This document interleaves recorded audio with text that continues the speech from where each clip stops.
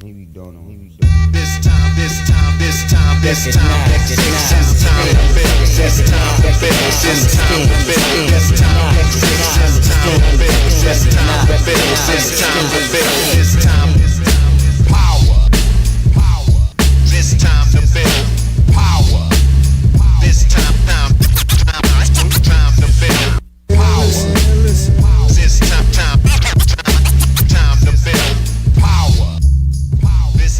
What's up, everybody? I'm your host, Chris Hampton.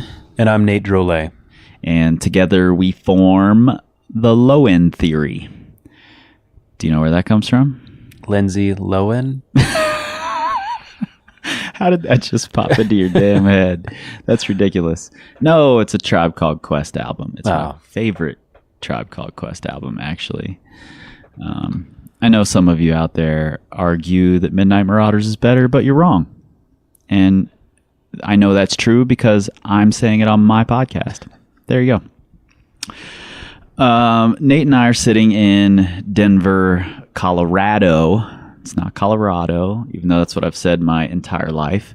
Colorado. Nate is wearing his yellow Power Company tee, which is now and forever known as the Alex Megos shirt. Which even Alex Megos knows that now, thanks to Chris. Yeah, and he thought it was great, and Margot thought it was hilarious. We saw them at the gym last night, along with Megan Martin and Angie Payne, and Maddie Hong, and Brooke Rabbitoo, and basically, by walking into Cats, we brought down the mean average of grades climbed just by our presence. It was a pretty strong crew. And immediately I said, "Oh, look, your shirt twin is here," and told Alex that Nate was wearing his Megos shirt. And it went over really well. I'm just sad I didn't get a photo. Yeah, should have. Yeah. Me rosy-cheeked from blushing, him rosy-cheeked because he's just permanently rosy-cheeked. Yeah. It would have been really cute, but it didn't happen because we were a little bit focused on getting spanked by all the ridiculously strong climbers. Getting crushed, yes. Yeah. We're here actually filming some videos.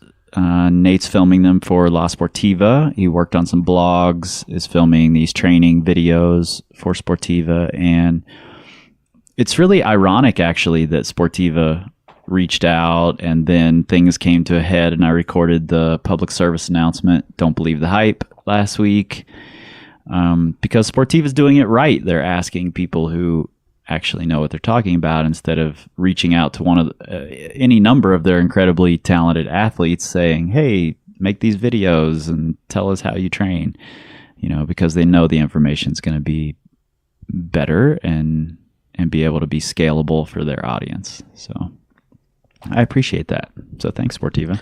Yeah, I'm psyched to work with them. And that sort of leads us into what we're going to be talking about here. After the PSA, we realized that that's a giant topic. Like, we could talk about how to parse this information and how to decide what to do and what not to do. That could be this entire podcast for the next 5 years. We could just keep talking about it. So we decided to slim that down so it's not quite 5 years. And instead it's going to be 5 days, 5 episodes over the next 5 days on common sense versus common practice. And do you want to tell them where we got that phrase? Yeah, that was from the Trevor Reagan patron episode that we had. And I was listening to it in my car, and I immediately just stopped and texted you, and I was like, "That's perfect." Like, that phrase, just right there. Common sense.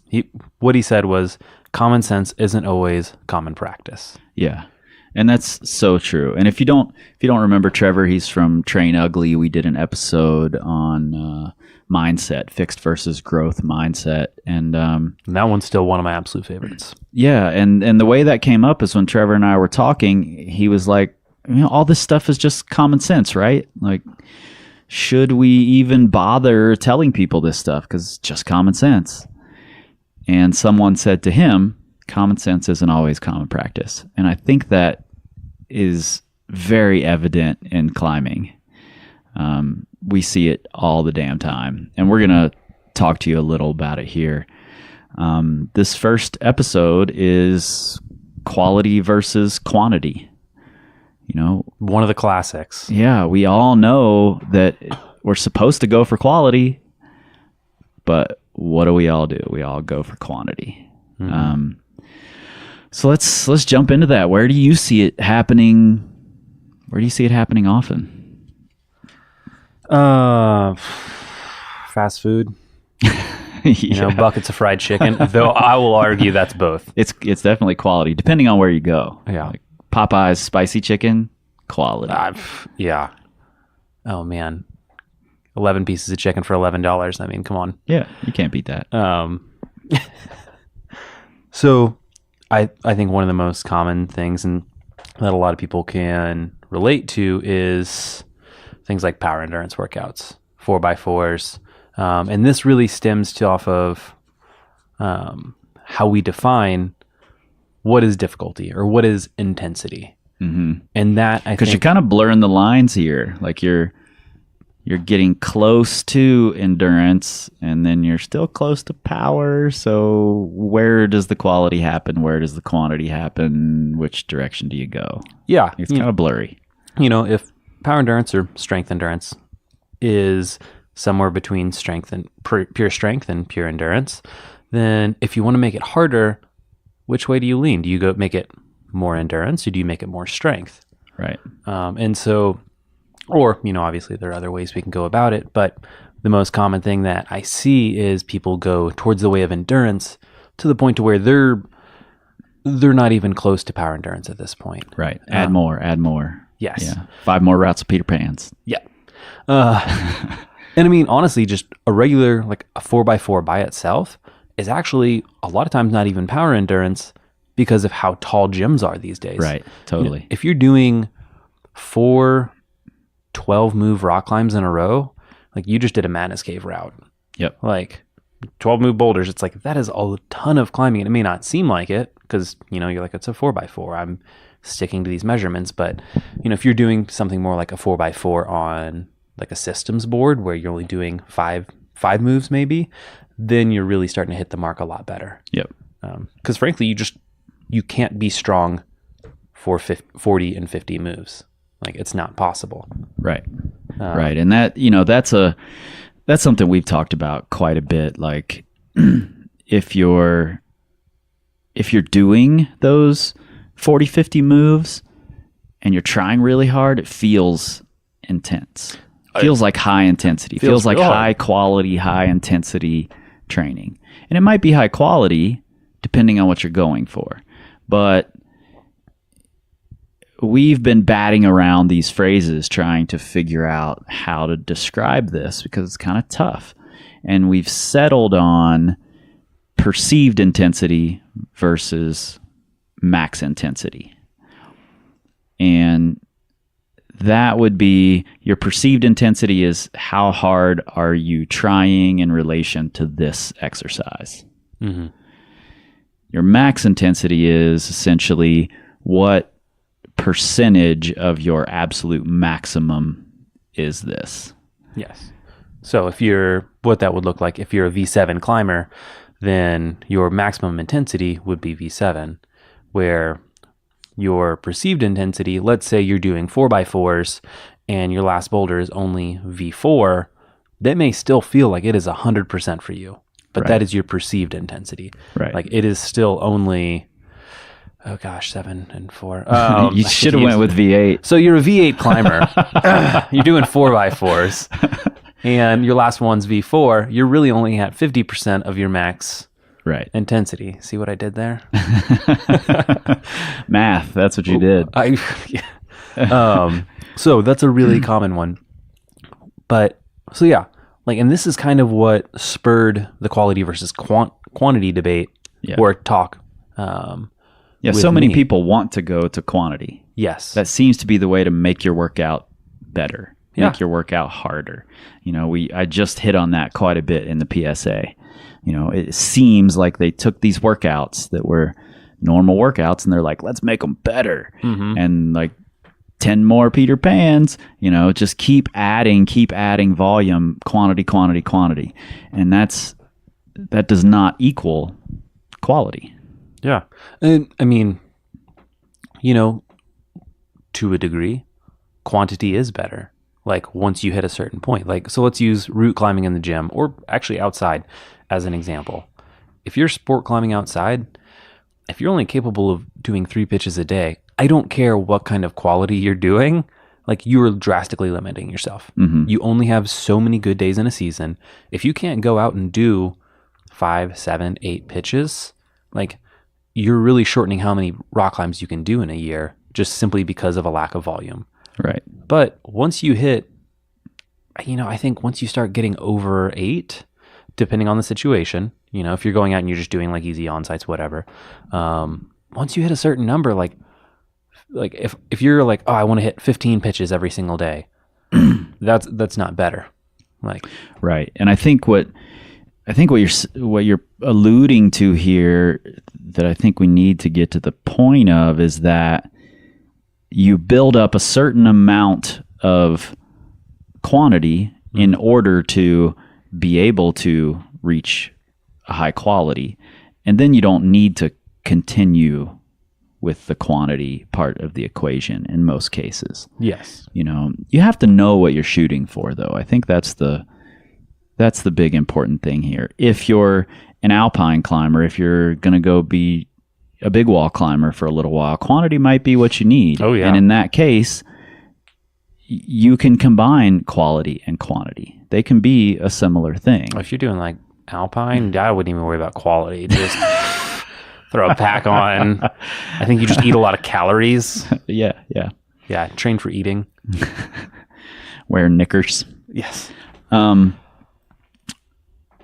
you have to know what you're going for, and you have to be able to define what quality is. If you're a boulderer, just because you did more of your 50% max intensity that session, that doesn't give you a whole lot. Mm-hmm. Once you can already climb V8, it's not going to help you a ton to do a bunch more V4s as a boulderer.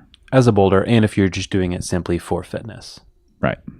Yeah, absolutely. So when you think quality versus quantity, what's the first thing that jumps out to you? Honestly, the first thing I see, and I wrote about this a long time ago in a 5 bad habits of gym climbers post, that I see so many people in the gym base their workout on how many pitches did I do. Like, oh, I had a great workout tonight. I did 15 pitches, So what? I don't know what that means. Maybe you did 15 pitches of 5.7 and you want to send 5.12 this year. It's not going to happen just because you can do 15 pitches of 5.7, and they want to keep raising that number and keep raising that number. And it's an easy to quantify thing. Like, this is a number I can latch onto and I can make better the next time, make better the next time, make better the next time. You're not really making it better. You're raising the number, but you're not necessarily becoming a better climber because of it. Mm-hmm. And as someone who has also done 24 hours of horseshoe hell, yeah, please tell me, how much stronger did that make you? Because I can tell you right now, I trained really hard for it, and I was a worse rock climber, or fitness wise and strength wise. It did not do me any good to be able to do 100 pitches in a day. Yeah, you know what I did, interestingly, because I ended up sending my hardest route within a month after Horseshoe Hell. I didn't train for Horseshoe Hell. Oh. I just did hard boulders, a bunch of hard boulders. I did like 3 training days for Horseshoe Hell, where I would come in and I would do volume boulders. And that was really just to toughen my skin up more than anything. So I was able to do my 100 routes. My 105th route, I think, was 12B. So I climbed well through it. I didn't break any records like you did. But then I was able to go on and have a successful sport climbing season after. So, well, one of us had a good season, and the other one got to beat Alex Honnold, Matt Siegel's record. So just saying, suck it, Siegel. Yeah, so that's the place I see it the most often, and the most glaring to me is people just counting how much you did. And I think that's a really bad way to go about it. And even if you're the person who goes in and you project a route or you project boulders or whatever it is, I've seen a lot of people get down on themselves because they don't have an easy to quantify method, and these other people do. So they're comparing notes with their friends, and they're like, "Oh, I sent 27 new boulders tonight," and you're like, "I did 2 moves I hadn't done." Yeah. It's not as exciting to be able to say that, but your quality is far higher than that person who's just spinning their wheels and going through the same motions again. Totally. So, is there a time when you can overdo it on quality? Yeah, for sure. I think if you are, and depending on your situation, if you are going to, say you're our dude Drew Mack, you're going to Spain and you're going to be climbing on, 50-meter routes. If you're super focused on quality, so to speak, and you're only worried about, I want to be able to do the hardest moves, I want to, I want to leave fresh every single day. Yeah, I'm never going to get tired. Close to my max intensity all the time. You don't get stronger if you leave getting tired. It's true. That's what everyone says. Mm-hmm. Then you do that for 6 weeks. You head over to Spain and you get to bolt number 3 and you're wrecked. Oh man. That's how it happens. So at that time, you have to understand that quantity is a necessary part of the equation there. You have to get yourself tired. You have to push into those places that being really focused on quality isn't going to take you. Mm-hmm. And you can still get a lot of quality out of that. Totally. But, and when I wrote that question, that was exactly what I was thinking as well. It can be really easy to oversteer and say, oh, well, I'm just going to do, if I want better endurance, I just need better strength because that's going to make every move easier. So I'm just going to go full bore, pure strength. And suddenly you're not even making it to the third bolt. And that's a problem because in Spain, they belay like 30 feet away from the cliff. Like you're hitting the ground. Like they're probably like eating a tuna sandwich and smoking a cigarette. Hands aren't on the brake end. Like it's bad news. Oh man. Don't let those people belay you, Drew. Ooh, sore subject. So are there another thing I want to bring up, and this is kind of where the lines blur a little bit of quality versus quantity, and where I think a lot of people think that they're doing quality and they think they're just like nailing it down. And that's when they go into the gym, they're like, I'm going to go in, I want to climb a ton of different problems, a bunch of new problems. I'm going to climb like everything I do is going to be new. And they go in, and man, with how gyms set these days, like it's easy to do. You go in, like that's a problem, man. It totally can be. And it's like, I have so much respect for setters for the fact that they can turn over boulders and like keep them good as fast as they can. Yeah, totally. But man, unless you are training for 24 hours of horseshoe hell or something, like God, keeping up, or if you're just mutant strong, like it's really hard to keep up with all the new problems that are going up while keeping quality going. Yep. Yeah, I think it's a trap that a lot of people fall into, and I'm totally not faulting setters for this. I know that it's the way that the gyms operate. I mean, that's how they make their money. So people would complain if there wasn't fast turnover. Yeah, so you should definitely keep doing it. But as a climber who wants to keep progressing, you need to be aware that there's high potential to fall into this quantity trap where you're you go in, there's a new section of the wall set, you flash all the things you can flash, you send the first few things in a bunch of tries that you can, and then you start projecting the things you can project.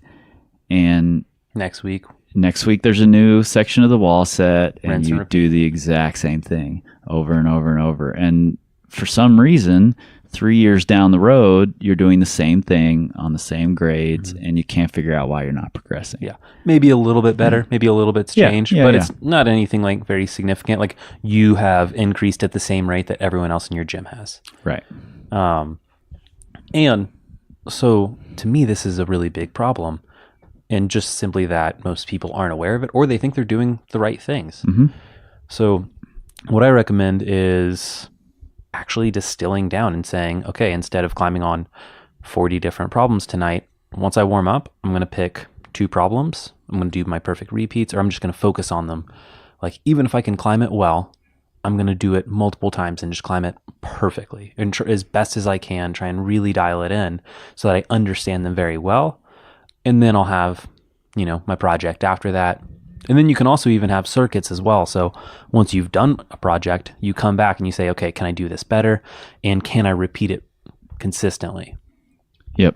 Because it's one thing to just go in and look at problems as completion points. Like, oh, I did it. Like, I Right. may have messed up the beta, but I did it. I got it done. Next. Right. And this is where quality becomes a little more esoteric. And I think perfect repeats are a really great example of that, because you can't just go through the motions of a perfect repeat, saying, oh, I did 5 laps on this problem. I sent it off 5 times. Done. That's not enough. You have to be hyper aware. You have to be concentrated. You have to be focused.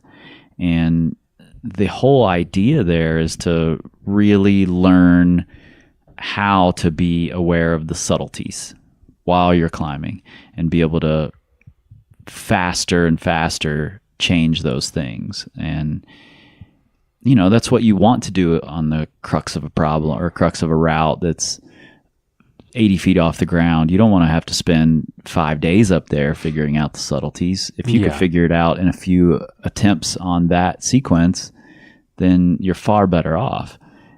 And that's what you're training in there. But by just going through the moves the way you did it the first time, you're not really learning anything. So that's where quality becomes this harder to grasp thing, I think. Mm-hmm. Yeah. And it's, it can be a bit of a trade-off, and it can be hard to kind of swallow that pill, because you say, well, wouldn't it be better for me to do 20 unique problems rather than just 3 problems that are repeated 5 times each? And I would argue against that. I would say you're better off doing, if you did 3 to 4 problems that you repeated 5 times each and you actually learn something from them, rather than a warm-up should not just be a way to get your body ready. Right. Like if you're climbing, every time you pull onto the wall, it's an opportunity to become better or worse. Mm-hmm. Like there is no stagnant. Like if you're pulling on and you're just slopping your way through saying, oh, okay, I need to get my big muscles warm. I need to get my hands warm. Like I'm kind of pissed I have to warm up. I just want to go get on my project. You're wasting time.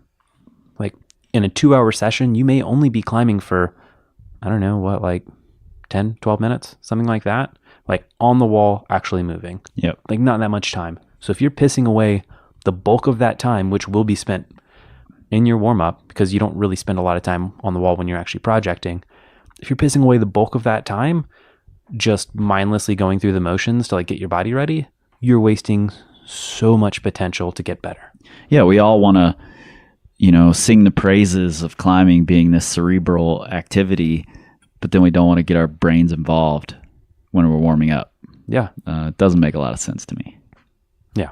And so for me, that's a really big one. I think circuiting's great too. Will Anglin posted on the Tension Climbing blog a whole series of circuit workouts. And there's one that we use frequently that we refer to as the 3-strike circuit. So picking 5 very hard boulders, 3 goes each. And man, trying hard is a skill. Like, Yeah. going up exactly. to a really hard boulder, imagining yourself doing it, running it through your head, and pulling on and executing, that is a skill. Like it's not just simply muscle memory and strength and are your fingers, strong enough today. It is, do you know how to perform? Yeah, and if you can over time build that skill up and, get better at flipping that switch when it's time to flip that switch, that's really high quality work that's happening. It's not just going through the motions again. Yeah, that's not just, I sent that project once. I really don't want to ever get back on it because that was luck. Yeah, I'm just going to get on something else. Yeah. Do you see this quality versus quantity thing happening outside as well? Like, do you see people getting into one trap or another? Oh, totally. Yeah, and I think it can go both ways. Yeah, I mean, for a lot of people just like going out and climbing a ton of volume, like, which I can get, and it can be a ton of fun. But if you want to progress, like, going out and you can go out and do 500 new rock climbs at an area, but if they're all like things so easy you could do them in your tennis shoes, like, you're probably getting worse and you're just getting jug rash. Yeah, it doesn't really get you anywhere. It definitely doesn't make you an accomplished climber. No, definitely not. And here's a question for you. One of the things I see that often bothers me is, again, I'm back to this counting pitches things, but I hear people whenever I say, what do your days look like outside? And they can tell me, I get 8 pitches in, or I get 10 pitches in. Mm-hmm. I always try to get 10 pitches in. And I'm like, why? I was once told by a person that if you climbed 10 pitches every day, didn't matter the grade, didn't matter if they were new, that you would keep getting better. Really? Yeah, I know. I screwed up a long time ago then. But I don't get it. I don't understand it. I don't know. I can't possibly predict that I'm going to be able to do 10 pitches the next season when I'm out there. If I'm projecting and I'm trying something that's really, really hard for me, there's no way I'm going to climb 10 pitches that day. Mm-hmm. Especially if I've got something like I can warm up on the Woody at home and I don't have to do a bunch of warm-ups that day out at the crag. I might get 3 pitches in and be a mess. Yeah, but it'll still be high quality. Right. Yeah, no, absolutely. And the funny thing too is 10 is, the reason we go to 10 is because it's a nice round, right, pretty number. Yeah. So there is no science behind you should do 10 pitches or you should be able to do 10 pitches. It's just a good number. Like, there's not even really any rationale behind it. No. Who knows if your partner is trying something new, God forbid you're somewhere like Rifle where they're like, hey, I'm going to go project shopping today. Like, good luck getting 10 pitches in. You're going to be on belay for like 4 hours that day. Yeah. Yeah. So I see about the same mistakes outside as I do inside when it comes to quality versus quantity. Yeah.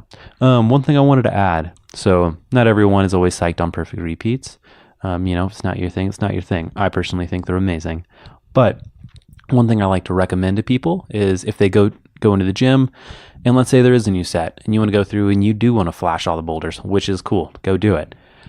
Anytime you hit a spot where, let's say you flash it, you come down. If you hit a spot to where you're like, I could do that better, just do that one move. Maybe do that 2-3 move sequence. Like, you don't need to repeat the entire 15 move problem or whatever, but just take that little spot and climb it well. Climb it 2, 3, 4, 5 times. And then when you're done and you realize, okay, this is what I should have done, add one extra step, take a step back and look at it and say, how could I have read this the first time? When I look at this, like, why did I think the thing that I thought? Did I even bother reading it or did I just pull on the start holds and start climbing? But it's like, if you did read it and you read it incorrectly, like, what needs to change in your way that you view problems, to fix this? But yeah, and that's something that, that won't take you more than 3 or 4 minutes. And if you can prevent from making an error twice, good news, you're going to be an expert in like 2 years. Yeah. Like, most errors that we make are thematic. Like, they repeat. We keep making the same mistakes. Mm-hmm. And a lot of people have talked about this in the past. But yeah, so like the best thing you can do to get better faster is stop making the same mistakes. Yeah, and I may have mentioned this on the podcast before. I know I've talked about it in workshops. I was climbing a rifle with BJ Tilden, who climbs 14 plus. His first pitch of the day was a 5'11" warm up. And when I was lowering him down from the warm up, he said, "Hold me here a second." And I was like, initially, I'm like, why? You know, what the hell for? You could climb this 5'11" via 20 different sequences. You know, it's not going to matter. One of which with oven mitts on. But he knew that one little section right there wasn't the best way to do it. The rhythm was off or whatever it was, and he wanted to make it better so that when he warmed up on the next time, it would feel better to him and get him into a better place. Mm-hmm. And that's a really great example of just taking that extra minute to make yourself a little bit better. You know, to recognize something was off. You just want to make yourself better. And it only took, 15 seconds or something for him to do that sequence again, and then he's on the ground. Yeah, you know? And he learned something from it. Yeah. And the thing is, too, and this is, to me, a very crucial idea that a lot, it's easy to miss out on when looking at kind of quality versus quantity. And this is even more towards, quantity being the higher intensity of, V grades, for instance. So if you look at most problems or, even routes that are hard for you, you're not doing, 1 rep max intensity movements. Right. They happen, but they're rare. They're very rare. Even limit boulder style climbs, while they have a lot to teach you, they're more rare out in the wild. Yep. It's rare that you're going to get on, if 13A is your project level, it's rare that you're going to get on it and it's going to be a 1-move V8 in the middle of it. Right. What is much more likely is you're going to have to do 3, maybe 4 V3s on it, and you're going to have to do them maybe a little pumped. Mm-hmm. So the thing is, yes, getting stronger is better for that, but if you can learn how to climb V3 beautifully and well and efficiently, that's going to be what's going to apply to your sport climbing more so. Learning how to take your 70 and 80% max intensity and being able to make that as smooth and as dialed in as possible. Right. Yeah, you hear all the time, you don't even look pumped, or why'd he fall? He didn't even look tired, It's not because they weren't tired or they weren't trying hard. It was because they've gotten really good at keeping their technique together, keeping their head game together, standing on their feet when they need to, and moving smoothly when everything in their head is falling apart. Like they can feel that it's all going downhill, but keeping all those things together means they're going to stay on the wall longer. Mm-hmm. And so often you can't see it from the ground at all. You see it all the time. People saying, "Oh my God, I was so pumped," and everybody else is like, "You didn't look pumped at all." That's a really good way to tell that it's a good rock climber, I think. Totally. Yeah. And this applies to boulders as well. If you did 4 2-move V6s back to back, that's roughly V10. Mm-hmm. It won't have a single V10 move on it. Right. But it's still hard. That's going to be 8 moves that are difficult to string together. So if you can learn how to climb V6 very, very well, 2-move V6s, very well, and you can learn how to just own them and climb them perfectly instead of just making it through. When you do get on these problems or even if it's just there's an intro V6 to a hard move, if you can climb that opening even better, perfect. That's going to help you so much more. And it's going to mean you don't need to be as powerful for that one move at the end. Yes, more power is helpful. It's good.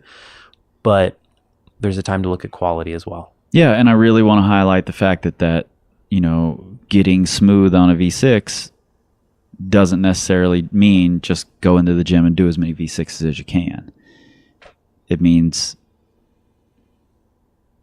be very intentional, be very aware, try to make each attempt really high quality instead of just jump on as many and scrap your way to the top as you can. And if you think you can do something better, take the time and do it better. Yeah.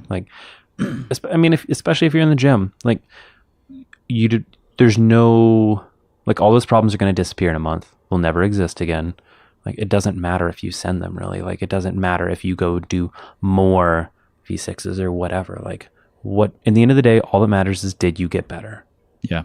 If you're writing a training plan, let's say for the people out there who are writing training plans for themselves, how do they make sure that it's high quality and not just focused on more? You know, what steps can they take early on in that process to ensure that it's not just being quantity? I think step one is looking at the goal. Good answer. Thank you. I mean, yeah, it's almost cliche at this point, but you know, keep the goal, and that's where so many people fall short. But what is your goal? What do you need to be there? Like, what are the steps? If your goal is to go out and you're going to spend a 3-day weekend in Waco Tanks and try and climb V10, you need to be able to climb 3 days on. Yep. Well, you need to understand how you can moderate your intensity level for 3 days on, because you can't go hard for 3 straight days. Like, right. If you think you can, that's probably not actually like that hard. Right. Yeah, a good way to look at that is look at like an ultramarathon runner. They're going hard for a long time, but I guarantee you not one 100-yard portion of that ultra marathon is at their all-out sprint. Yeah. It's not happening. Or even all-out jog. Yeah, totally. So a 3-day weekend in Waco, if those are your only days, you need to understand that some of that time is going to be spent walking, jogging, and understand when to turn it up to a sprint. Mm-hmm. You know? Yeah. So being able to know that and saying, okay, like this is my base amount of quantity that I need. Like maybe you're not always going 3 on, 1 off, but you need to be able to withstand that much volume. Right. And so you say, okay, this is my base. This is what I need. And you can even break it down more from there. Like, and you need to know what your goal in Waco is. Yeah. Is your goal to go climb as many classic V7s as possible? which would be a ton of fun. It would be. Or So to try one boulder. do you just want to do one boulder? Yeah. Yeah. And so if it's one boulder, like that's much more manageable. And then you say, well, okay, like how long is this boulder? Like how many quality can I increase the number of quality goes that I give in a day? Because if I only have 3 days, I'm not allowed to rest, and then I'm gone. Like it doesn't matter how strong I am if I can only give 2 good red point burns in a single day, and then I'm just toast. Yep. Unless I'm flashing that thing, like I'm gonna be in trouble.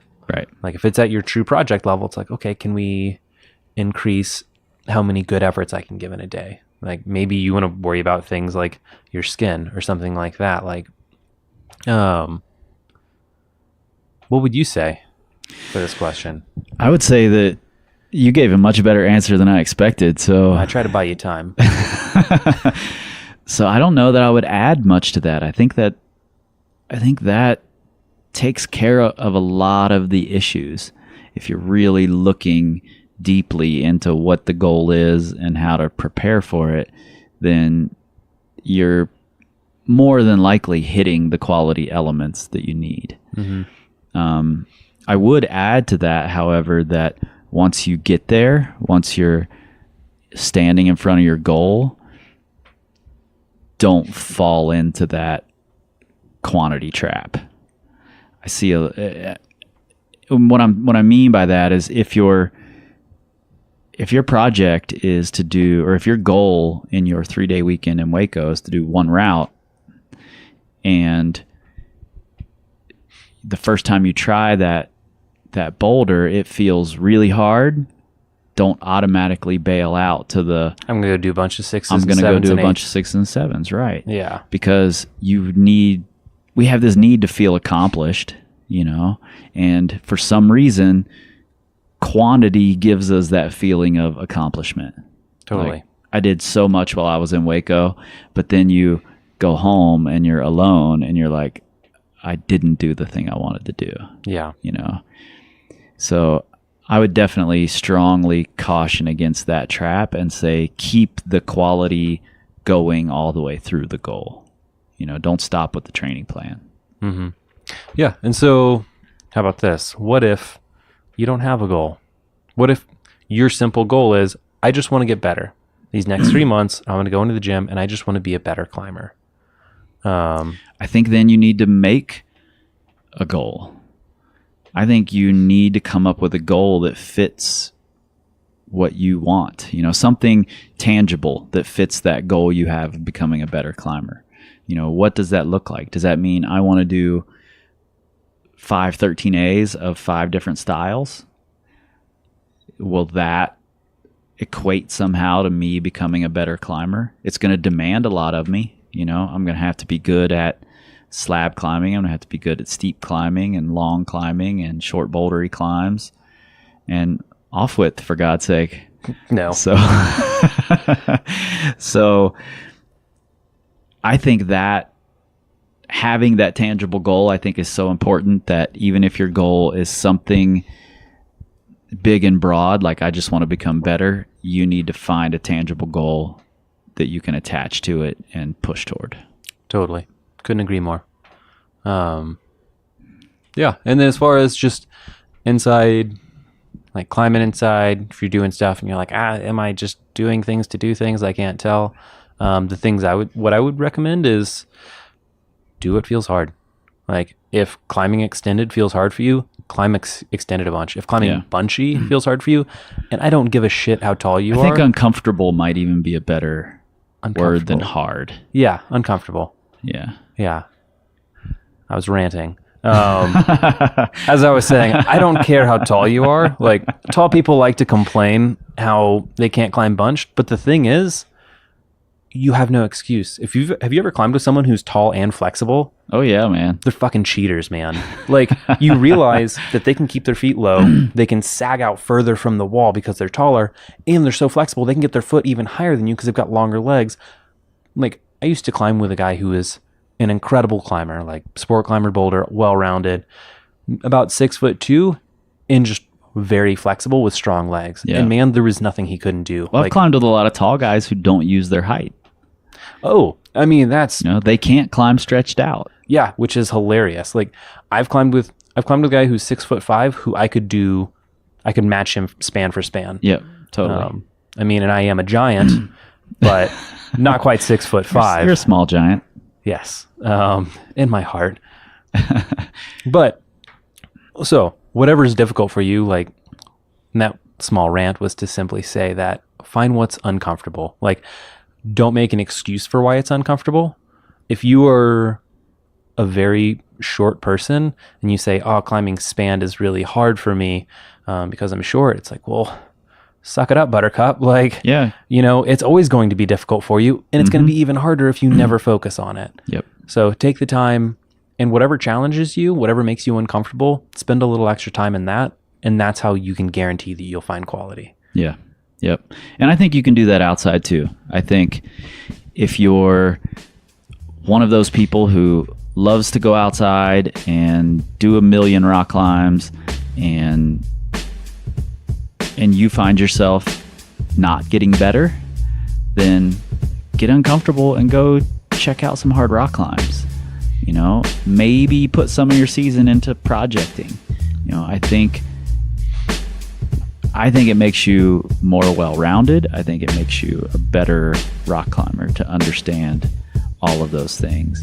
And I'm not going to allow myself to rant on this because I think this feels like a segue. Yeah. This is going to be topic of number 2, which is tomorrow for all you guys. Until then, you can find us on the Instagrams and on the Facebooks, and you can find us at our website, which is powercompanyclimbing.com. If you have not, for God's sakes, if you have not listened to the public service announcement, Don't Believe the Hype, you should go do that now. And then you can listen to Pyramids versus Towers tomorrow. And you can share it all over the internets, including on your Twitter machine, which is where we are not, because we don't tweet. We scream like eagles. This time, this time, this time, this time, this time to finish, this time to finish, this time to finish, this time to finish, this time to finish.